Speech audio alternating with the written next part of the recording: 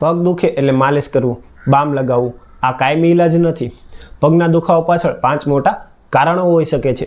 જો સમયસર સારવાર કરવામાં ન આવે તો સમસ્યા વધી શકે છે. આખો દિવસ કામ કરવું અને થાક લાગવો એ સામાન્ય વાત છે, પણ એટલા બધા પગ દુખવા કે રાતે ઊંઘ જ ન આવે તો સમજી જાઓ શરીર કોઈ મોટો સંકેત દઈ રહ્યું છે. પહેલું, જો કમરમાંથી દુખાવો ઘૂંટણ અને પગના પંજા સુધી જતો હોય તો આ સાયટિકાનો દુખાવો હોઈ શકે છે.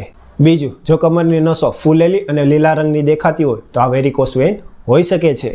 ત્રીજું, ઘૂંટણમાં દુખાવો, સોજો આવવો, ચાલતી વખતે કટકટ અવાજ આવવો અને ચાલવામાં તકલીફ પડી તો આ ઘૂંટણનો ઘસારો કે સંધિવાના લક્ષણ હોઈ શકે છે.